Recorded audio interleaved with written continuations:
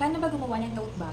So, ito ang gagamitin nating fabric canvas. So, dapat naman po yung 40 centimeters.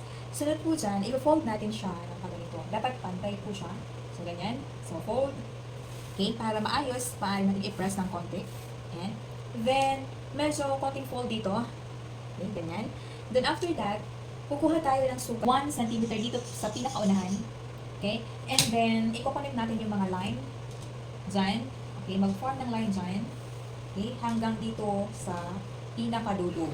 Okay, so after natin dito hanggang sa pagkatapos ng 1 cm dyan, magbibilang naman tayo ng 1, 2, 3, 4, 5. Mark, i-connect natin ito, gawa nito, ruler or nitong triangle.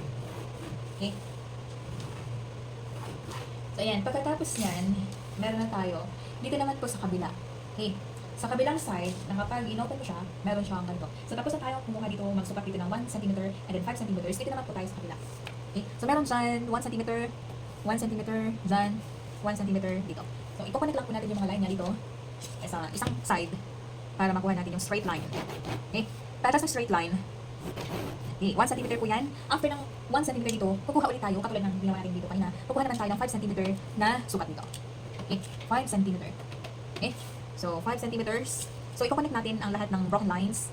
Ganyan, para maayos yung straight line. Okay?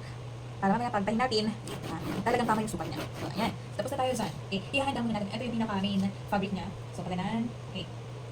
Ayan, 88 centimeters by 40 centimeters. So, kapag tapos na tayo dito, ihanda naman natin yung isa.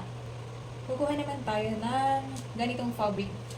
Ilalagay natin ito sa loob ng tote bag para may design yung tote bag natin sa loob. So, pumili po ako ng parang ethnic fabric para mas maganda siyang tingnan sa loob and unique yung style niya. So, dapat mag-prepare tayo ng fabric na 42 by 42 centimeters. So, yung both sides nito, dalawang, okay? So, dapat ganito, isa, dalawa. So, lahat ng side niya, susukatin natin, dapat meron siyang 42 by 42 centimeters. Okay, so gagamitin natin itong maliliit kung centimeters. Okay, susukatin natin siya ng 42 centimeters. Okay, check. So, ito naman, 42 centimeters.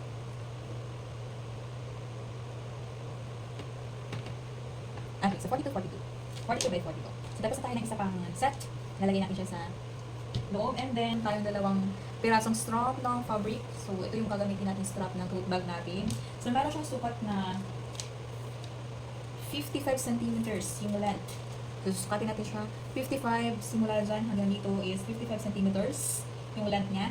Yung width niya naman is 10 centimeters. So, dapat meron siyang dalawang pirasong strap yung tote bag natin. So, isa, dalawa. Ulitin ko po, 55 centimeters yung length. And then yung width is 10 centimeters. Tapos sa taas sa strap, kailangan mag-prepare tayo ng strap. Followed by, also, another, yung design din natin sa loob ng tote bag. Okay? So, meron siyang sukat na 20 by 44. So, dito, ang sukat niya, ang length niya is, check natin yung length. So, meron siyang sukat na 44. Okay, 44 ang haba na.